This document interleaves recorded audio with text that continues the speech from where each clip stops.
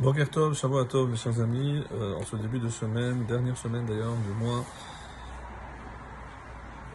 de Cheshvan, puisque nous démarrerons cette semaine, en fin de semaine, le vendredi exactement, ce sera Rosh Chodesh Kislev, ce mois qui annonce la lumière, Be'ezrat Hashem, la lumière de la délivrance, on espère.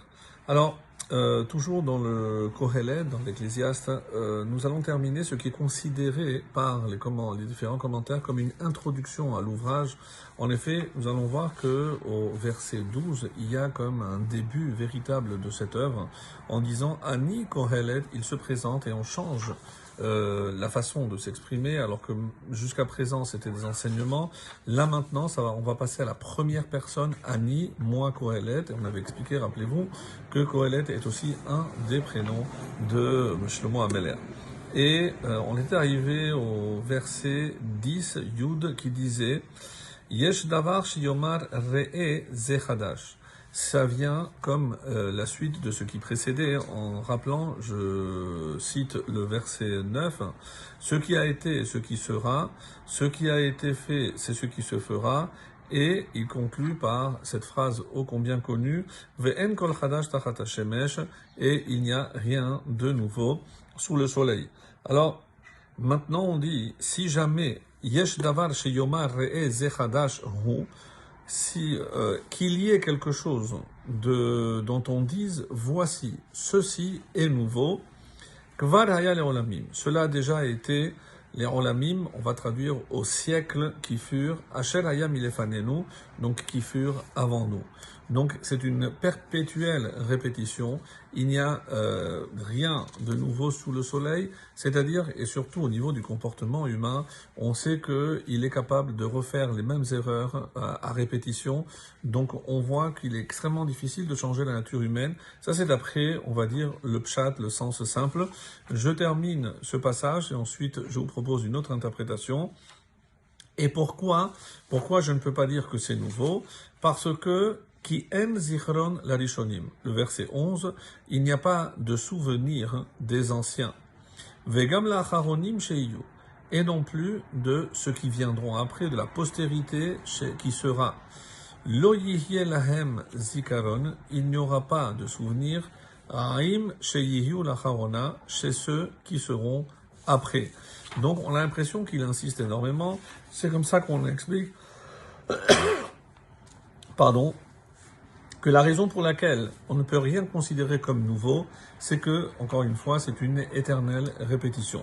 Répéter, ça veut dire que ce sont des choses qui ont déjà eu lieu, et on le sait, on voit malheureusement les guerres, les comportements de l'homme tout au long de son histoire n'est qu'une éternelle répétition, malheureusement, de ces égarements, pour ainsi dire.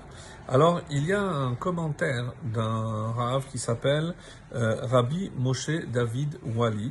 Donc, c'est un ouvrage qui est un commentaire sur les 5 Megillot, et il ne fait pas un commentaire linéaire, il prend par groupe, par thème, et ce Rav est un des disciples de Ramchal, de Rabbi Moshe Chaim Luzzatto.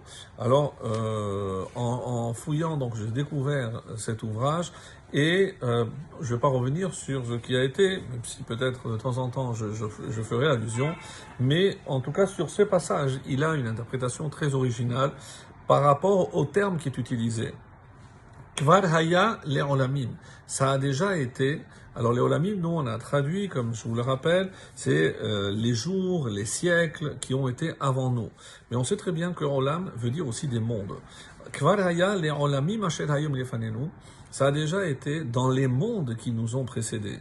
Alors, ça fait allusion, bien sûr, comme vous le savez, il y a un cycle et nous ne sommes peut-être pas au premier cycle de ces 7000 ans. On dit qu'il y aura 7 fois 7000 ans. Alors, quelle est notre période à nous, celle qui parle de Adam et celle qui va durer 6000 ans? Est-ce que c'est la deuxième? Est-ce que c'est la sixième? Ou certains pensent que c'est la dernière, la septième. Donc, 7 fois 7, évidemment, c'est comme le Yovel. Alors, Il y a des choses donc qui ont déjà été dans ce monde. Ça, c'est une possibilité pour expliquer. D'autres, on sait qu'il y a 4 mondes. Le monde qui sont exprimés par le terme Abia, Atzilut, le monde de l'émanation. Après Beria, la création. Yetzira, la formation. Et Asiya, le monde de l'action. Le monde où nous nous trouvons est considéré comme le monde de la Asiya. Et de là, il veut nous dire que tout ce qui se passe dans ce monde découle des mondes qui sont au-dessus. Et ici, Hachet Hayum Ilefanenu qui nous précède. Autrement dit, rien ne peut se dérouler dans ce monde si ça ne provient des mondes supérieurs. Donc c'est évidemment une autre lecture très originale par rapport au fait que le monde matériel n'est que la représentation, la projection de ce monde spirituel. Voilà ce que je voulais rajouter. En attendant, donc, la suite à partir de demain pour le verset 12. Excellente journée, Shavuot Tov.